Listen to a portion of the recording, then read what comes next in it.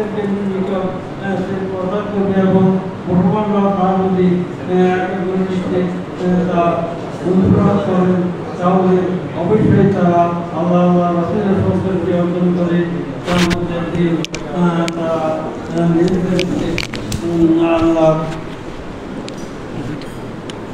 নিজেদেরকে আল্লাহর প্রিয় বান্দা হিসাবে উম্মত হিসাবে তারা পরিগণিত হবেন। সেই জন্য আমরা যেন একে অন্যকে আমাদের এক পীর ভাই অন্য পীর ভাই এবং এক পীর অন্য পীর সবার জন্য দোয়া করবেন।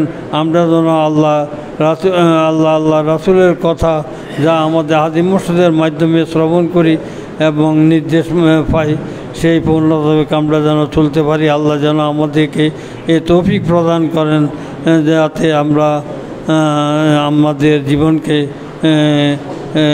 জীবনকে সহিশুদ্ধ করে মুসলমান হিসাবে আমাদের হাদি মুর্শিদের জানাজা নিয়ে আমরা কবরে যেতে পারি এবং রাসূল সাল্লাল্লাহু আলাইহি সাল্লামের প্রবেশ মোতাবেক আমরা যেন আল্লাহর নৈকট্য লাভ করতে পারি। কারণ আপনি যদি বেহেশতে না যান তাহলে আল্লাহকে দেখতে পাবেন না। যারা বেহেশতে যাবেন তারাই শুধু আল্লাহকে দেখতে পাবেন, যারা দোজখে থাকবেন তারা আল্লাহকে দেখতে পাবেন না। আল্লাহর অসন্তুষ্টির মধ্যে তারা থাকবেন। আর পরকালে জীবন অনন্তকাল, তার কোনো শেষ নাই। এই পৃথিবীর জীবন সামান্য, যা মুহূর্তের মধ্যে শেষ হয়ে যায়। অনন্তকালের জীবনের সাথে এর কোনো তুলনাই হয় না।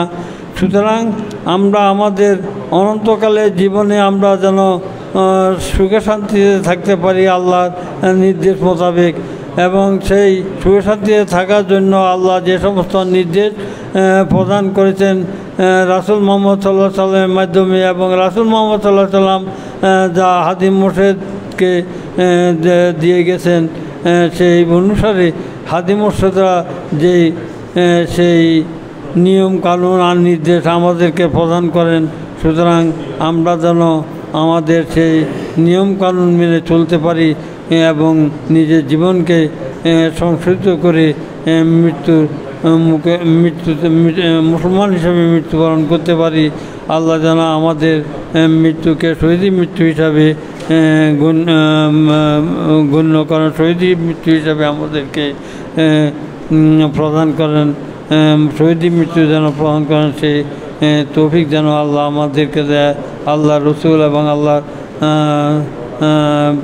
হাবিব এবং আওলাদে রাসূলের নিকটও আমরা সেই দোয়াই প্রার্থনা করব, এবং উনি যেন আমরা শেষ দোয়া প্রার্থনা করার আগে আমরা তার খেদমত করতে হবে, তাকে সন্তুষ্ট করতে হবে। সে সন্তুষ্ট না করে আমরা তার দোয়া প্রার্থনা করলেও সে দোয়া পাবো না, কারণ তিনি আমাদের উপর সন্তুষ্ট হলেই আমরা অটোমেটিক্যালি তার দোয়া পাবো। সেই জন্য আমাদেরকে এই হাদি মুর্শিদের নির্দেশ মোতাবেক আমাদেরকে চলতে হবে। এই জন্য যেন আল্লাহ আমাদেরকে তৌফিক প্রদান করেন। আসসালামু আলাইকুম ওয়া রাহমাতুল্লাহি ওয়া বারাকাতুহু। আল্লাহ মশিউর রহমান।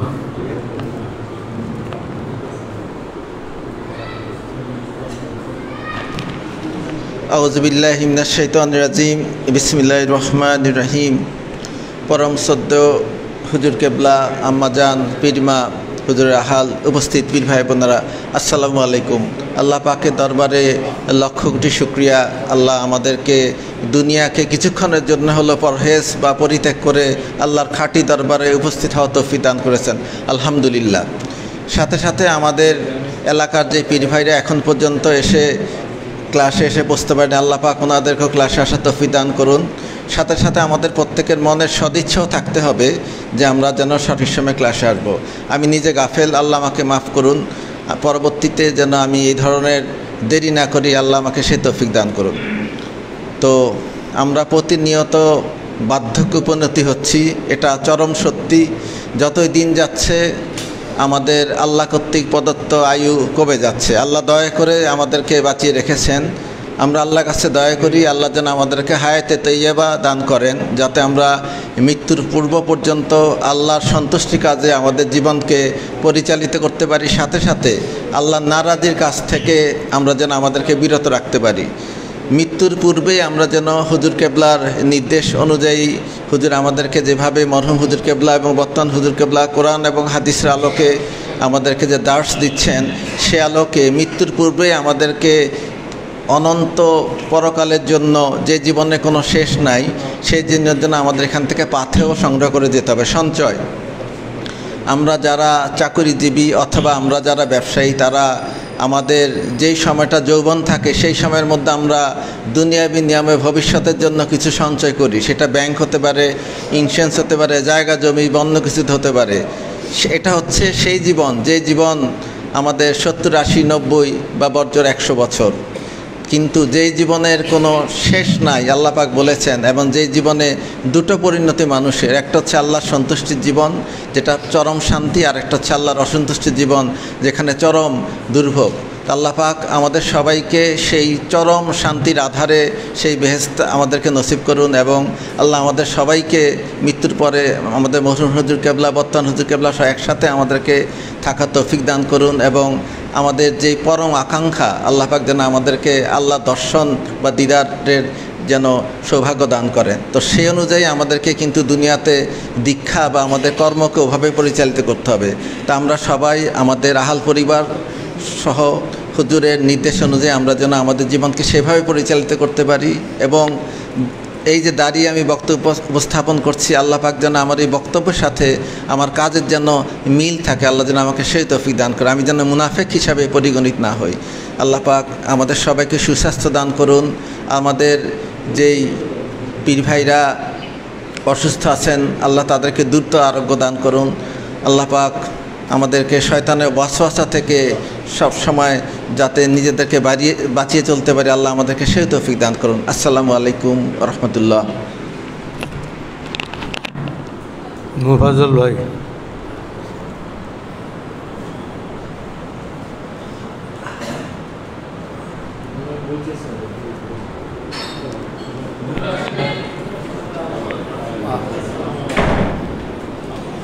আসসালামু আলাইকুম।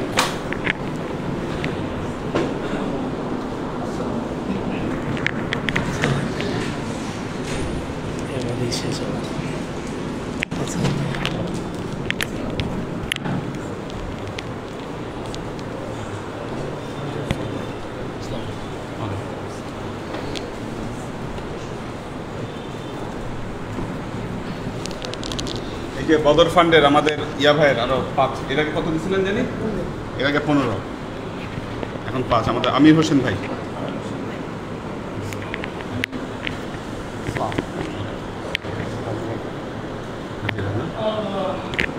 দেন রাখেন। আসলে সন্ধ্যা হইতে হইতে 7টা, 7:30, 8টা বেজে যায়। রাতই হয়ে গেছে একদম ছোট।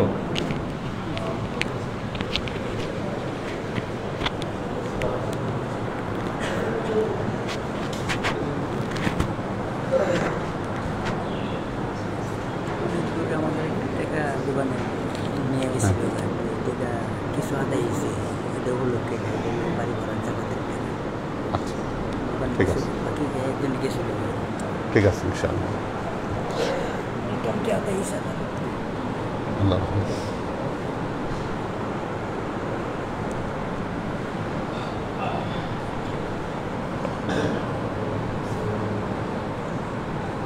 আজকে কোনটা এটা?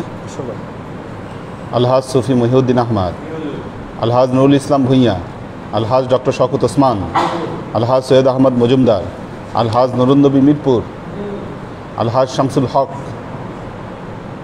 তো আছে, আলহাজ আবু জাইদ ওহিদুল হক, আলহাজ খাদিমুল ইসলাম খানু, আলহাজ কবি আশিকুর রহমান, আলহাজ আমিনুল ইসলাম দরবার, আলহাজ মশিউর রহমান, আলহাজ ইব্রাহিম খলিল, আলহাজ মাকসুদুল আনাম, আলহাজ ফখরুল ইসলাম সায়েম। হ্যাঁ, ও না, রংপুর থাকলে তো অ্যাবসেন্ট হবে না, প্রেজেন্ট হয়ে গেছে, প্রেজেন্ট দিয়ে দিছি। ফখরুল ইসলাম সায়েম, নাজিমুদ্দিন, মিজানুর রহমান, মোহাম্মদ সুলাইমান, গোলাম রব্বানী, ফরিদুদ্দিন আহমদ শফি, মোহাম্মদ জামাল, জয়নাল আবেদিন সুজন, মফিজুল ইসলাম, আমির হোসেন লালকুঠি, আমিনুল ইসলাম দরবার, না নুরুল ইসলাম দরবার আছে না? আছে তো, হ্যাঁ। মাশুকুর রহমান মুস্তাজির, তৈয়বুর রহমান, শামসুস সাদিকিন, আশরাফুল আনাম নাইম। এনাদেরকে মানে এক সপ্তাহ ধরে দেখতেছি না, কোথায়? গত সপ্তাহে তো আসে নাই।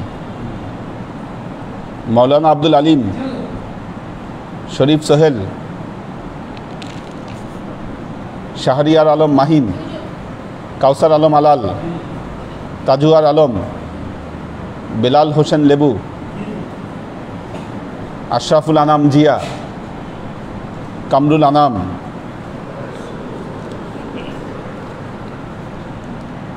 কামরুল আনাম কই? হ্যাঁ, বাসায় কেন? ওহো, আচ্ছা আচ্ছা আচ্ছা। বাবুল ইসলাম, মুশফিকুর রহমান, তাপসিন, আসাদুজ্জামান শিমুল, আসাদুজ্জামান শিমুল, মোহসিন হোসেন, ওমর ফারুক, জহিরুল ইসলাম, জাকিরুল ইসলাম, শিমুল, শরীফ মুর্তুজা মামুন, মোহাম্মদ আবু সাইদ, মিজানুর রহমান, নোয়াখালী গার্মেন্টস, আচ্ছা, মানিক মিস্ত্রি, জিসান রহমান, ব্রাকেটে লেখা তৈয়ব, হ্যাঁ লাইন পাচ্ছে না, দেখো তো, হ্যাঁ, জিসান রহমান, সেলিম রেজা, জাহাঙ্গীর আলম সর্দার,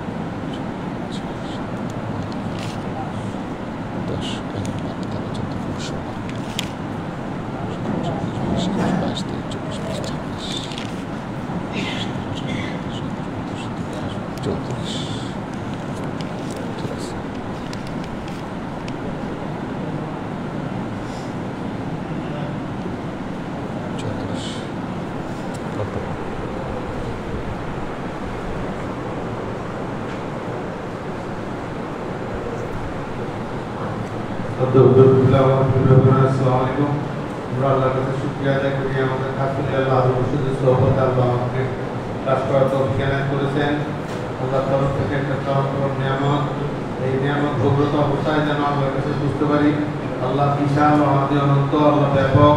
সেই আল্লাহ একজন প্রতিনিধি পেটেছেন হুজুর পাক সাল্লাল্লাহু আলাইহি ওয়াসাল্লাম, এবং হুজুর পাক সাল্লাল্লাহু আলাইহি ওয়াসাল্লামকে চিনার জন্য আমাদেরকে একজন ওলি আল্লাহ আদর্শ দিয়েছেন। এবং যা আল্লাহ নিজে ঘোষণা দিয়েছেন, যারা সৌভাগ্যমণ্ডিত হেদায়েত প্রাপ্ত হবে তাদেরকে হাদি মুর্শিদ মিলিয়ে দেওয়া হবে।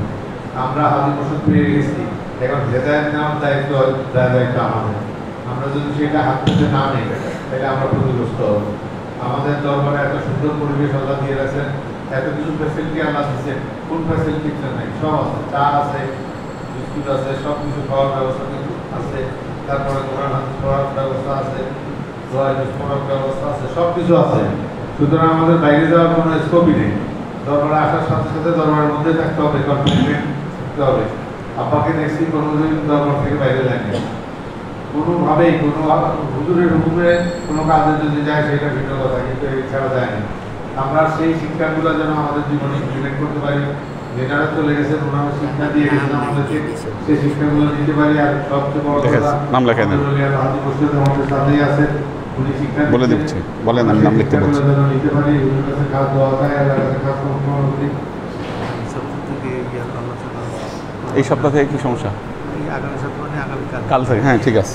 ঠিক আছে, ঠিক আছে। হ্যাঁ, ইনশাআল্লাহ আল্লাহর কাছে আমাদের প্রবৃত্তি পরীক্ষা নেওয়ার জন্য আল্লাহ উত্তর পরীক্ষার ব্যবস্থা করেন, আমাদের ইমানের সচলতার জন্য আল্লাহ ব্যবস্থা নেন। এর সবচেয়ে বড় ব্যবস্থা হলো কোরবানি। আল্লাহ খাস রহমতে সেই কোরবানি আসতেছে।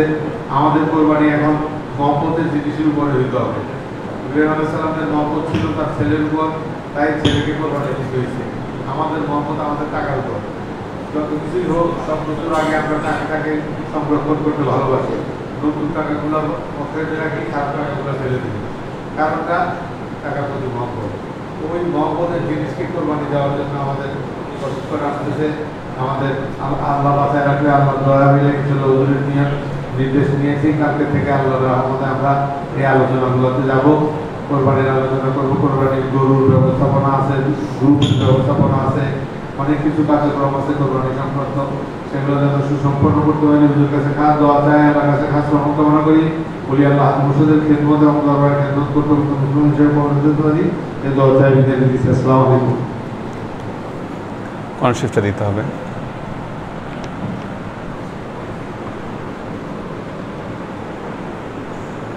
আলহামদুলিল্লাহ আলহামদুলিল্লাহি নাহমাদুহু ওয়া নাস্তাঈনুহু ওয়া নাস্তাগফিরুহু ওয়া নু'মিনু বিহি ওয়া নাতাওয়াক্কালু আলাইহি ওয়া নাউযু বিল্লাহি মিন শুরুরি আনফুসিনা ومن سيئات أعمالنا من يهد الله فهو المهتدي ومن يضلل فلن تجد له وليا مرشدا فنشهد أن لا إله إلا الله وحده لا شريك له ونشهد أن سيدنا وسندنا ونبينا محمدا صلى الله عليه وسلم الذي أرسله الله بالحق بشيرا ونذيرا وداعيا إلى الله بإذنه وسراجا منيرا.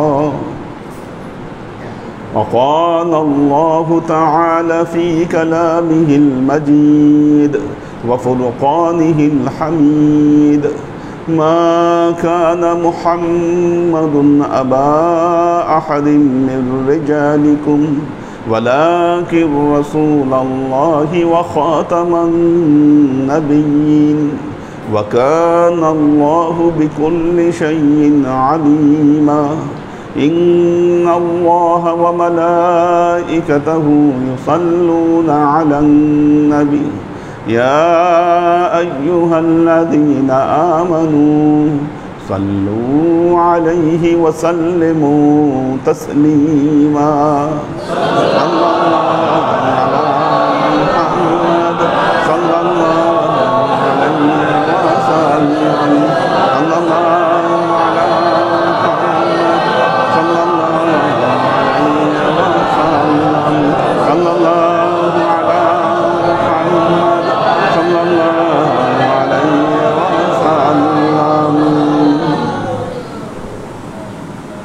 আল্লাহর আশিক ও সালেহ বৃন্দ,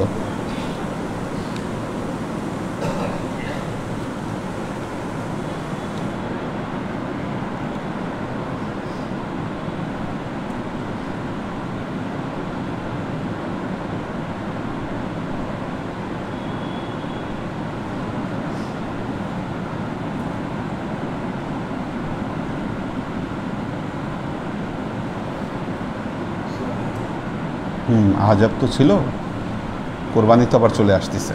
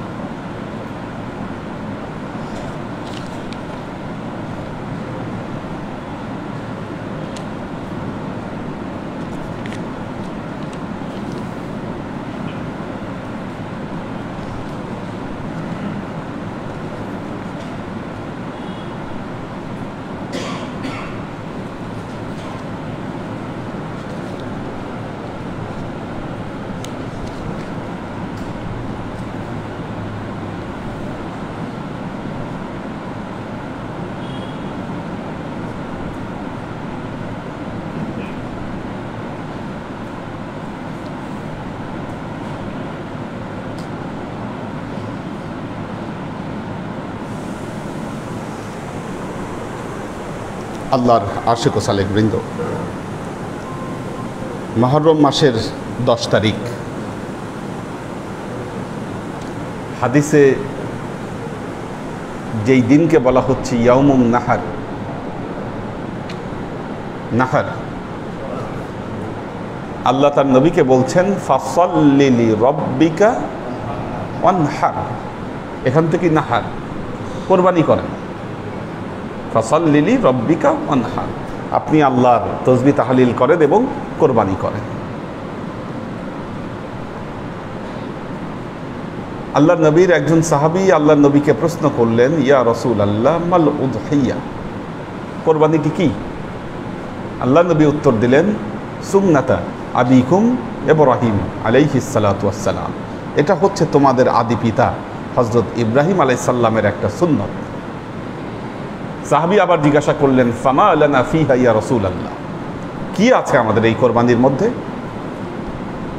আল্লাহ নবী বললেন, বিকুল্লি শাআরাতিন হাসানা, এই কোরবানির প্রতিটা পশুর প্রতিটা পশমে পশমে তোমাদের জন্য যাজা রয়েছে।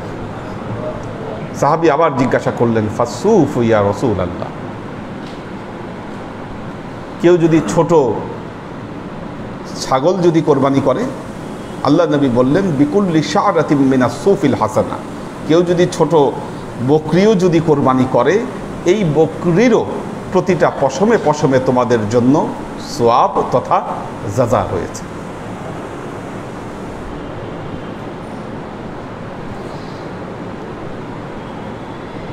কোরবানি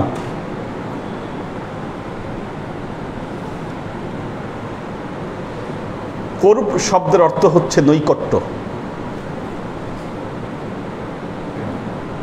নৈকট্য হাসিল করা। এই কোরবনের সাথে আলিফ নুন ইয়া যোগ করে শব্দটি করা হয়েছে কোরবানি। যেই আমল বান্দা এবং আল্লাহর ভেতর নৈকট্য এনে দেয়, সেই আমলকেই বলা হয় কোরবানি।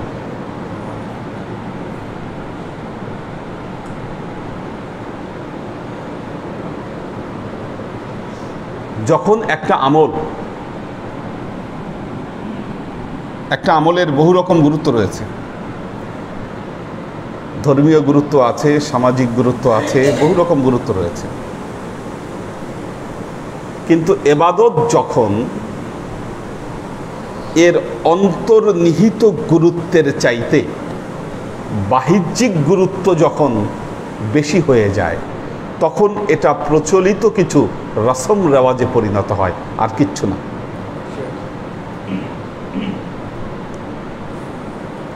আল্লাহ নবী কিয়ামতের আলামত বর্ণনা করতে গিয়ে বললেন, কাল কিয়ামতের আগে কাফের মুশরিকরা মুসলমানদেরকে দাওয়াত দিয়ে হত্যা করবে। সাহাবীরা জিজ্ঞাসা করলেন, কেন ইয়া রাসূলুল্লাহ, তখন কি মুসলমানরা কমে যাবে? আল্লাহর নবী বললেন, মুসলমান কমবে না, তবে খাঁটি মুসলমান পৃথিবীতে থাকবে না, ইমানদার মুসলমান থাকবে না। মুসলমানের সংখ্যা বাড়বে, কমবে না, কিন্তু খাঁটি মুসলমান বলতে যা বোঝায় এই জিনিসটা কখনোই থাকবে না। আপনারা জানেন যে অলি আউলিয়াদের যে দিক দর্শন ছিল, খাজা মঈনুদ্দিন চিশতি রহমতুল্লাহ আলাইহি তিনি বলছেন যে যারা সুন্দর সুন্দর জামা কাপড় পরে এই মসজিদে টপকা টাপকি লাগায়ে মসজিদে উপস্থিত হচ্ছে, খুব সুন্দর লোক দেখায় নামাজ পড়তেছে, এদের কারো নামাজ গ্রহণযোগ্য নয়। এ নামাজ আল্লাহর কাছে গৃহীত হবে না যদি অন্তরের নামাজ তারা আদায় করতে না পারে। নামাজের সাথে যদি অন্তরের সংযোগ না হয়, এই নামাজ গৃহীত নয়।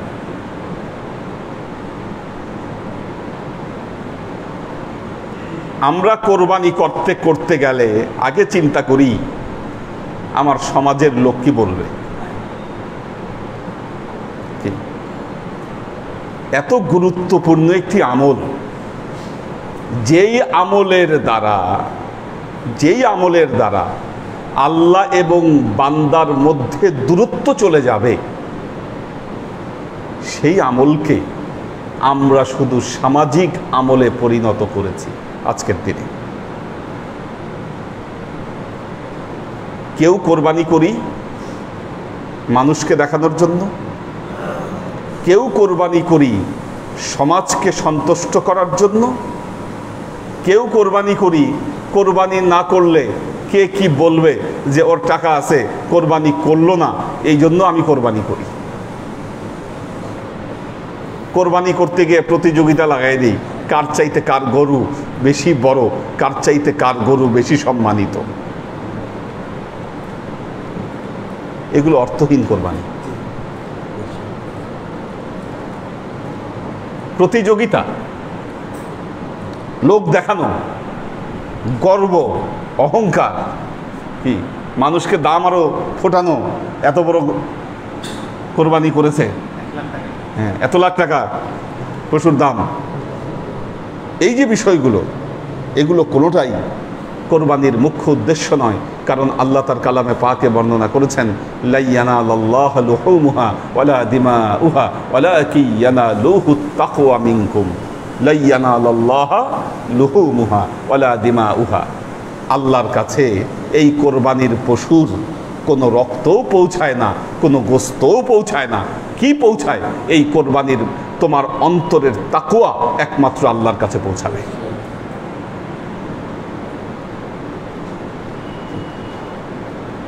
কোরবানিটি যেন প্রকৃত কোরবানি হয় বান্দার,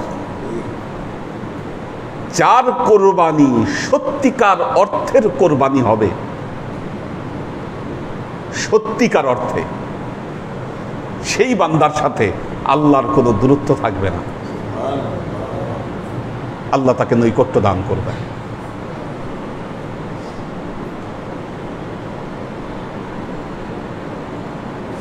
কোরবানির মাসালা, কার উপর কোরবানি দেওয়া ওয়াজিব,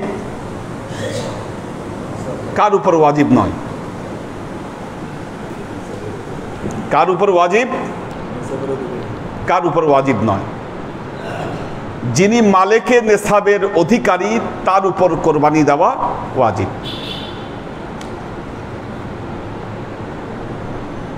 মালেকে নেসাব বলতে, মালেকে নেসাব বলতে পারিবারিক ভরণ পোষণ সব কিছু বাদ দিয়ে, ভরণ পোষণ সব কিছু বাদ দিয়ে যিনি 52.5 তোলা রূপা, 70,000 টাকা। এখন তো মেটালের দাম বাড়ছে, কত রূপার দাম কত এখন? হ্যাঁ 75,000 টাকার মতো হবে।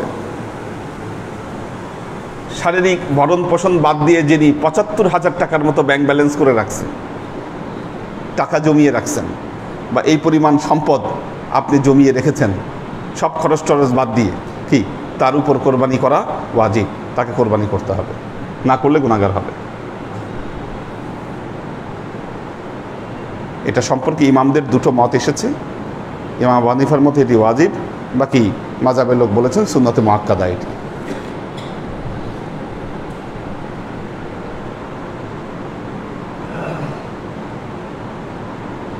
কাজী কার উপর ওয়াজিব বুঝতে পারছেন?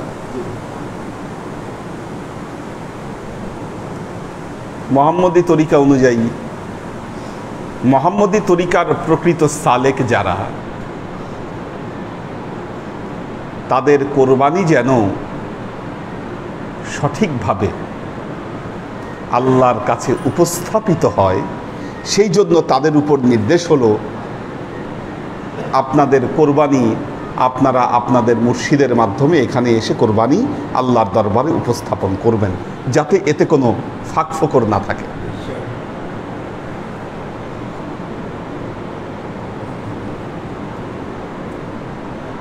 প্রতি বছর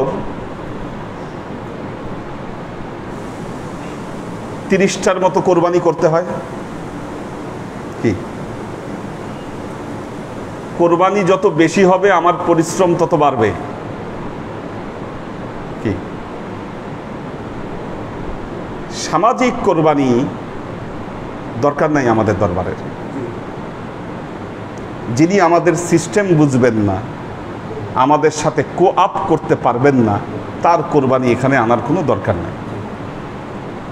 কি আমরা কি শোডাউন করব, চিন্তা করব বেশি হবে কি না হবে? কি এখন যেই পীর ভাই মনে করতেছেন এখানে কোরবানি দিলে তার লস, গোস্ত কম পাবেন, কি এই ধরনের লোকের কোরবানি এখানে দরকার নাই, কারণ এর দ্বারা বাকি কোরবানিগুলো নষ্ট হতে পারে। এই মন মানসিকতার মানুষের কোরবানি দ্বারা বাকি মানুষের কোরবানি নষ্ট হতে পারে।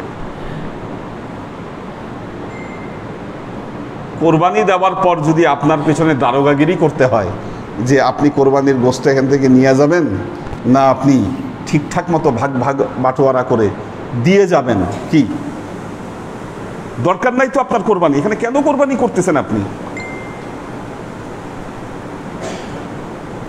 কেন অযথা কেন আমাকেও কষ্ট দিচ্ছেন? আর পশুটা জবাই করতেছেন কেন? বাকিদেরকে দেখানোর জন্য যে না ঠিক আছে অমুকে এখানে কোরবানি করছে, নাহলে কি বলবে আসলে এর আগে প্রতি বছর কোরবানি করে এইবার কোরবানি করলো না, কিন্তু কোরবানি করে দেখা গেল যে আপনি গোস্ত টোস্ত সমান ভাগে ভাগ না। আমি 10টা কোরবানি চাই এখানে, এনাফ?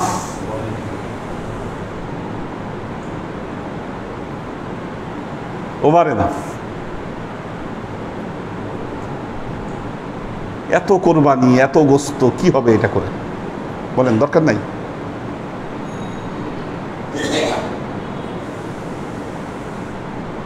বেশি কোরবানি হলে কি প্রমাণ হবে?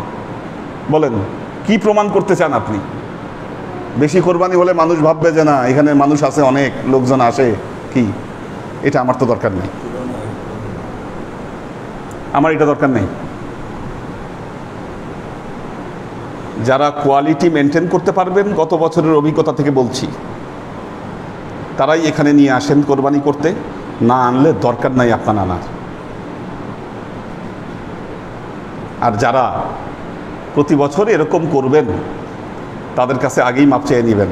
আমাকে ফোন করে বলে হুজুর অনুমতি দেন, মানুষ নাই, দরকার নাই আপনার আনার কোরবানি।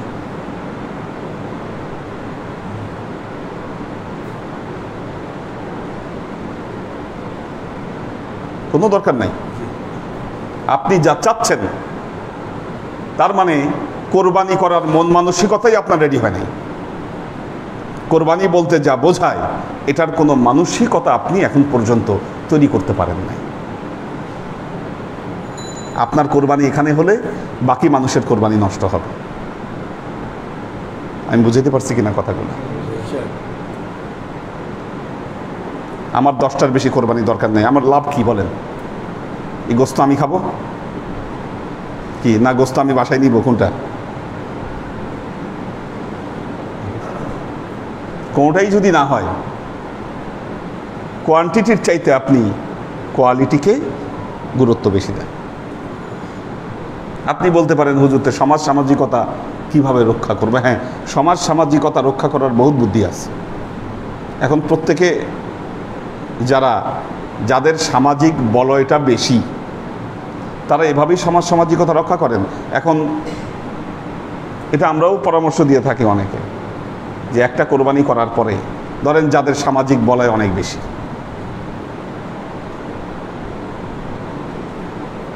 এখন বহু কোম্পানি আছে, বেঙ্গল মিট আছে, অর্ডার করলে বাসায় প্যাকেট প্যাকেট গোস্ত দিয়ে যাবে আপনাকে।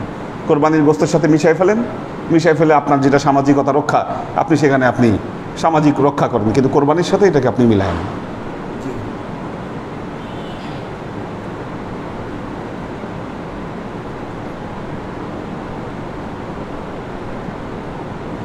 আল্লাহর আশেক ও সালেক বৃন্দ, কেন আসলে এই কোরবানির প্রথা? সাহাবী জিজ্ঞাসা করলেন, ইয়া রাসূলুল্লাহ মাল উদহিয়া, কি কোরবানি? আল্লাহ নবী বললেন, সুন্নাতা আবিকুম ইব্রাহিম আলাইহিস সালাতু ওয়াস সালাম। এটা ইব্রাহিম আলাইহিস সালামের একটা সুন্নত। কি করেছিলেন ইব্রাহিম আলাইহিস সালাম?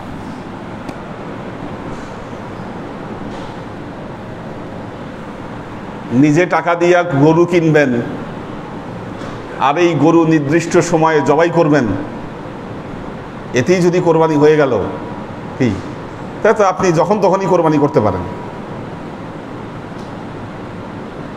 কি বিশেষত্ব এই কোরবানি? আল্লাহ নবী বলছেন এই কোরবানি হলো ইব্রাহিম আলাইহিস সালামের একটা সুন্নাত।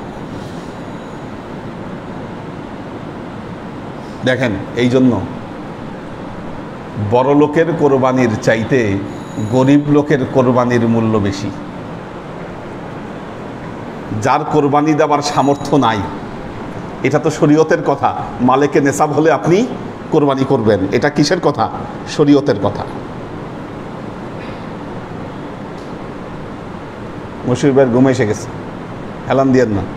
এই যে আরেকজন, তো উনি তো হেলান না দিই, আগায় বসেন, আগায় বসেন।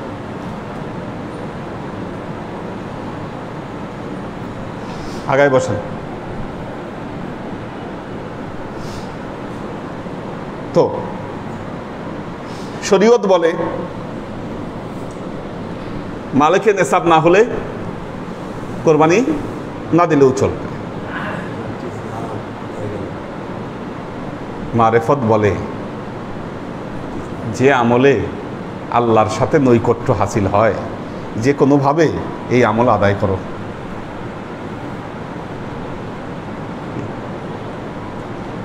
এই আমল আদায় করো, কারণ আমলটি গুরুত্বপূর্ণ, আমলটি গুরুত্বপূর্ণ। কোরবানির ইতিহাস বর্ণনা করতে গিয়ে সূরা সফফাতে আল্লাহ তাআলা হযরত ইব্রাহিম আলাইহিস সালামের কাহিনী তুলে ধরলেন। কে ছিলেন হযরত ইব্রাহিম? কে ছিলেন? আল্লাহর বিশেষ সম্মানিত নবী, বিশেষ সম্মানিত নবী। হযরত ঈসা আলাইহিস সালামের আগমনের ২৫০০ থেকে ৩০০০ বছর আগে তিনি এসেছিলেন। আনুমানিক ৩০০০ বছর ধরেন তিনি আসছিলেন।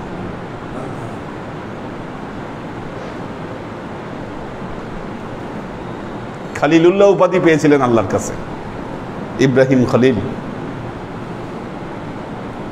আমাদের ইব্রাহিম খলিল আছে এখানে একজন, খলিলুল্লাহ।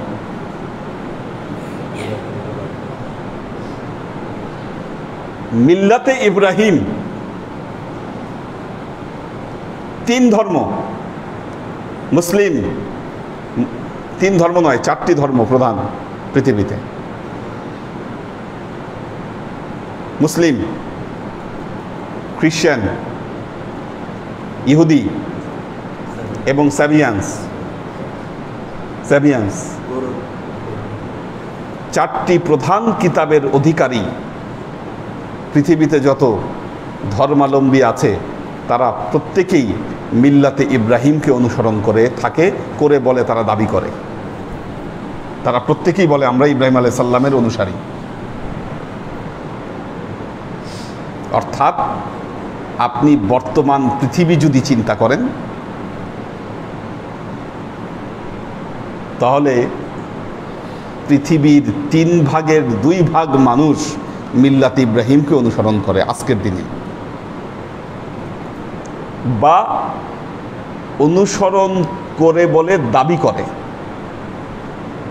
কি অনুসরণ করে বলে দাবি করে? পৃথিবীতে কোরবানি করে না বৌদ্ধরা, তারা বলে অহিংস পরম ধর্ম। কিন্তু কেন আসছে এটা অহিংস পরম ধর্ম? আসলে বৌদ্ধ ধর্মের আগেও এখানে হিন্দু ধর্ম ছিল। হিন্দু ধর্মে কালী পূজার নামে নরবলি দেওয়া হতো এই ভারতবর্ষে। কত বিভৎস, চিন্তা করে দেখেন। নরবলি দিত, এটা অহরহ ব্যাপার ছিল। মানুষ ধরে বলি দিত, চিন্তা করতে পারেন আপনি কত ভয়াবহ ব্যাপার। মানুষ ধরে জবাই করে দিত দেবতার নামে। এখনো কিছু কিছু শয়তান আছে, এখনো কিছু কিছু শয়তান আছে, এরা মানুষ ধরে এরকম বলি দেয়। দেখবেন কিছু বাচ্চা কাচ্চা মাঝে মধ্যে হারায় যায়, পরে মরা লাশ উঠে, কি এগুলা কাজ করে। মানুষ ধরে ধরে বলি দেয়। জঘন্য লাঞ্ছিত এরা, আল্লাহ মাফ করুন। কোনো স্বামী মারা গেলে বিধবা নারীকে জ্যান্ত পুড়াইয়ে মারত। সতীদাহ কত মারাত্মক জিনিস। এই অবস্থায় যখন বুদ্ধদেব আসলেন এবং সমাজের এই অবস্থাগুলো দেখলেন, কি বলেন, অহিংস পরম ধর্ম বলতে এই হত্যাকাণ্ডের বিরুদ্ধে তিনি কথা বলেছিলেন। অহিংস পরম ধর্ম মানে এই নয় যে গরু কোরবানি করা যাবে না, কি ছাগল কোরবানি করা যাবে না, এই কথা বলে নাই কেউ।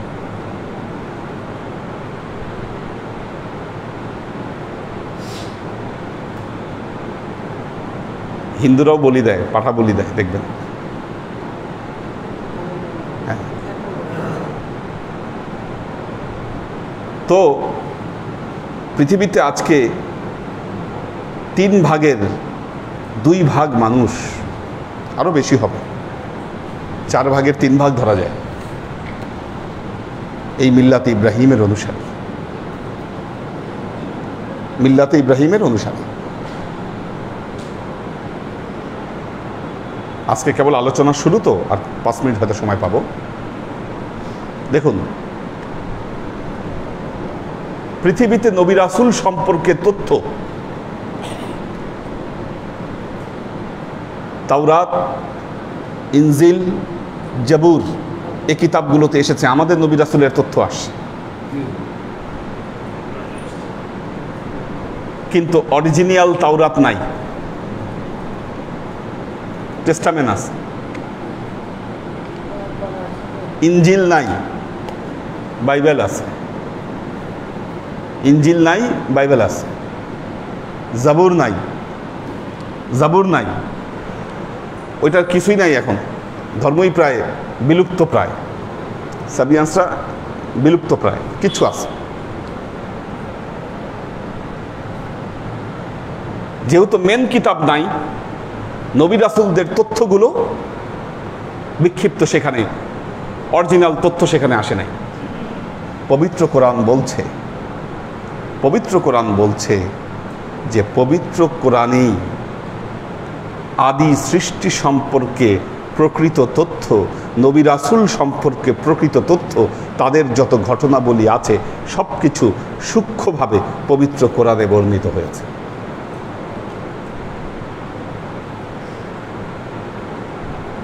পবিত্র কোরআনে বর্ণিত হচ্ছে। আগের কিতাবগুলোতে বলা হয়েছে 9 আকাশের কথা, কোরআন বলছে এটি 7 আকাশ, নট 9 আকাশ। সাবা আসমাওয়া। খ্রিস্টানরা বলছে হযরত ঈসা আলাইহিস সালামকে হত্যা করা হয়েছিল।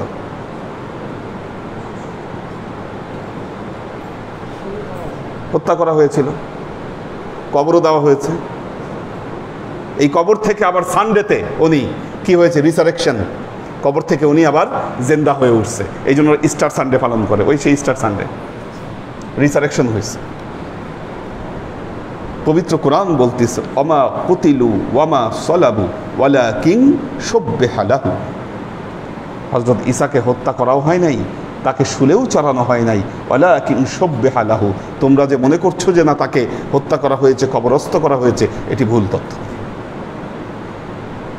ওয়ালাকিন শুববিহা লাহু, বরং আল্লাহ তাকে চতুর্থ আসমানে নিয়ে গিয়েছে। আজকে কাদিয়ানিরা বলে যে না, হযরত ঈসা আলাইহিস সালামকে হত্যা করা হয়েছে। নাউজুবিল্লাহ। একই সুরে সুর মিলাচ্ছে কাদিয়ানিরা।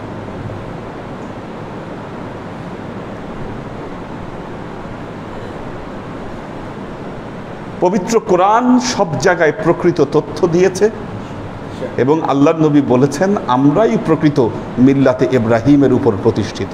মিল্লাতে আবিকুম ইব্রাহিম হুয়া সাম্মাকুমুল মুসলিমিন।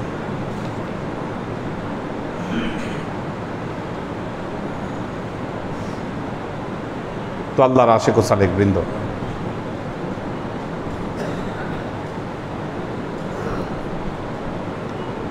আজকে কোরবানির আলোচনা আমরা শুরু করলাম সূরা সফফাত।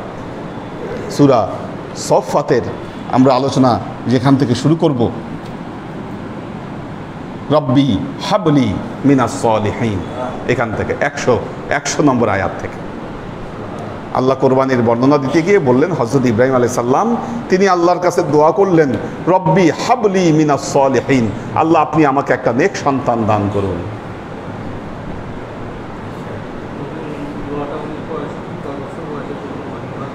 ওনার বয়স প্রায় 83 বছর, হ্যাঁ বৃদ্ধ। এই দোয়া আল্লাহর কাছে করলো, কারণ ওই বয়স পর্যন্ত তার কোনো সন্তান হচ্ছে না।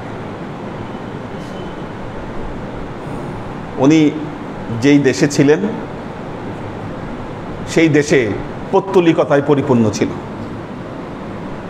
পৌত্তলিকতায় ভরা। একটা জিনিস মনে রাখবেন, মহামানব মহানবী যারা ছিলেন তারা প্রত্যেকেই প্রচলিত ধর্মের বিরুদ্ধে কথা বলেছেন। মক্কার কুরাইশরাও তো জিহাদ করেছিল, কেন? তাদের ধর্ম রক্ষার জন্য। কি করেছিল কিনা? তারাও তো জিহাদ করেছে।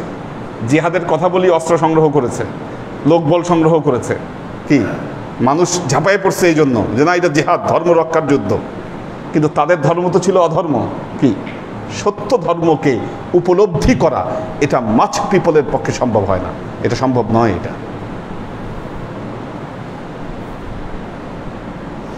এজন্য যুগে যুগে সমাজ সংস্কারককে আসতে হয়।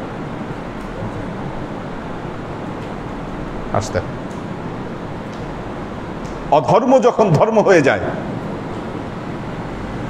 তখন সেই অধর্মের উপরে কুঠারাঘাত করতে হয়। আর এই কুঠারাঘাত করতে গেলে আঘাত আসে মানুষের কাছ থেকে। অধর্ম যখন সমাজে প্রতিষ্ঠিত হয়ে যায় তখন মানুষ ওটাকেই ধর্ম মনে করে। হযরত ইব্রাহিম আলাইহিস সালাম এই কাজই করেছিলেন, সমাজে প্রচলিত অধর্মের বিরুদ্ধে তিনি কথা বলেছিলেন, যেটাকে তখন মানুষ ধর্ম হিসাবে মানত। এই জন্য ওনাকে আগুনে পুড়িয়ে হত্যা করবার চেষ্টা করা হলো, ওনার শহর থেকে ওনাকে বের করে দেওয়া হলো। তিনি মিশরে চলে গেলেন, মিশরের বাদশার মেয়েকে বিয়ে দিলেন, কারণ মিশরের বাদশা বুঝলেন যে না he is from aristocrat family. একজন অ্যারিস্টোক্রেট ফ্যামিলির ছেলে ইব্রাহিমকে দেখেই বুঝতে পারলেন, তিনি নিজের মেয়ের সাথে বিয়ে দিলেন, যার নাম ছিল বিবি সারা। কিন্তু বিবি সারার কোনো সন্তান হয় না। এদিকে বৃদ্ধ হয়ে যাচ্ছে, একটা সন্তানের ইচ্ছা সবার মনেই থাকে। বিবি সারার সাথে একজন দাসী ছিলেন, তার নাম ছিল হাজেরা। যেহেতু সন্তান হয় না, উনি বাধ্য হলেন মা হাজেরার সাথে হযরত ইব্রাহিম আলাইহিস সালামের বিয়ে দিতে। এই জন্য বর্তমান সময় ইহুদিরা দাবি করে আমরা অ্যারিস্টোক্রেট, বাদশার মেয়ের বংশধর আমরা। আর বিবি হাজেরা তার সন্তান ইসমাইল সাধারণ ঘরের সন্তান। ঠিক বলেন?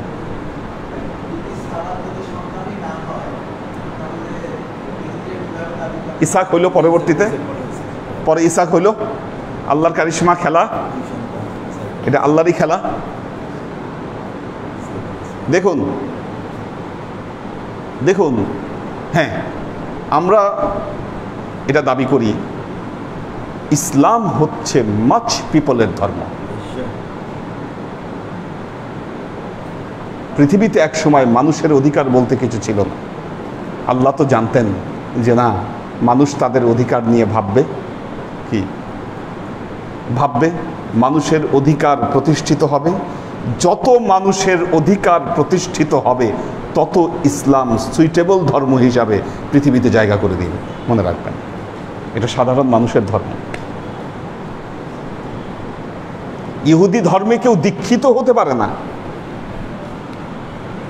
ওই ধর্ম দীক্ষা নেওয়ার কোনো সুযোগ নাই। ওই বংশে জন্মগ্রহণ করলেই কেবলমাত্র ওই বংশের ওই ধর্মের অধিকারী হওয়া যায়।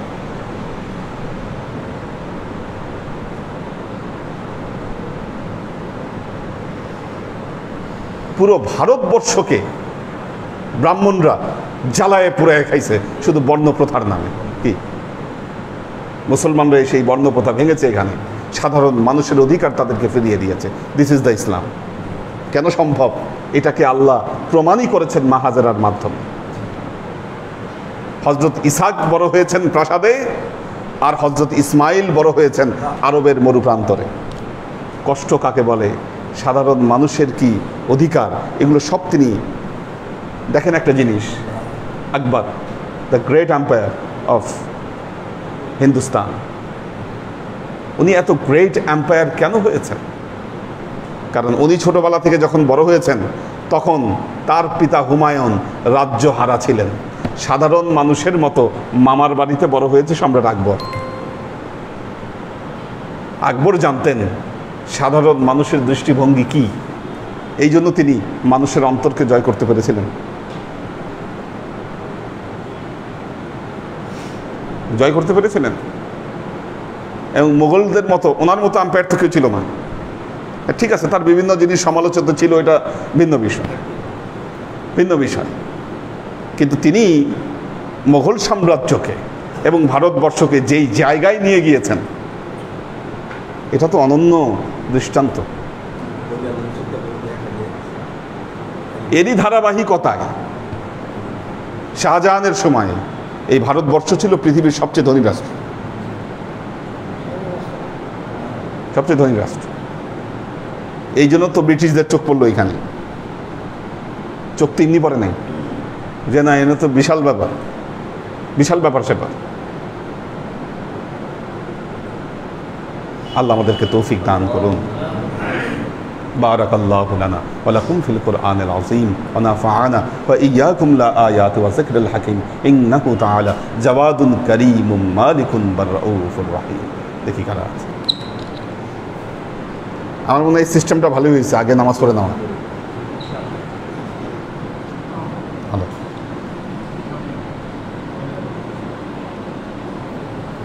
আফ্রিদিতি অনু, আবুল হুসাইন পারভেজ, আমাদের নাজিমুদ্দিন ভাইয়ের ফ্যামিলি আছেন, আশিকুর রহমান মুস্তাজির, এ কে আজাদ, মাকসুদ আনাম, মনিরুজ্জামান মনির, আব্দুস সাত্তার ভাই আছেন, সোহেল খান, আব্দুল হাফিজ, এইচ কে কনক, লুনা তাবাসসুম লুবনা, আমাদের আলী আকবর ভাই আছেন, মাহফুজুল হক উজ্জ্বল, মোহাম্মদ রুমি, রফিক রুমি, আইরিন সুলতান, রফিউল এইচ, দীপা উষা, শহীদুল ইসলাম। শহীদুল ইসলাম দোয়া চেয়েছেন, উনি পেরেশানিতে আছেন, একটু দোয়া চেয়েছেন সবার কাছে। শহীদুল ইসলাম,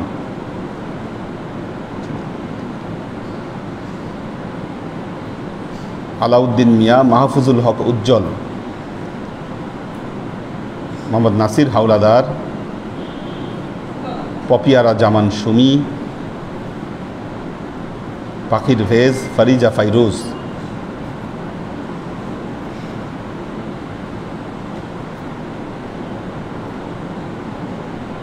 মোহাম্মদ মিজান,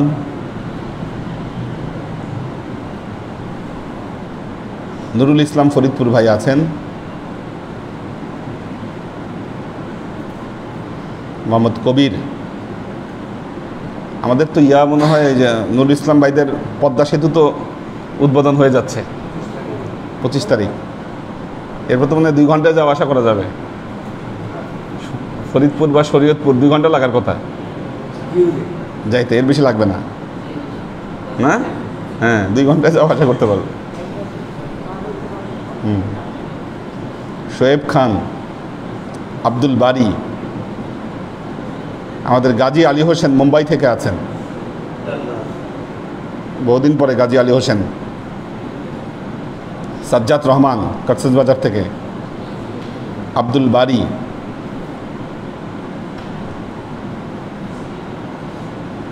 নুসরাত রুনা, সুলতান মামুন, জেবা ফারজানা, সাইম আহমেদ। আল্লাহ সবাইকে ভালো রাখুন, সুস্থ রাখুন। আল্লাহুম্মা আমিন। আল্লাহ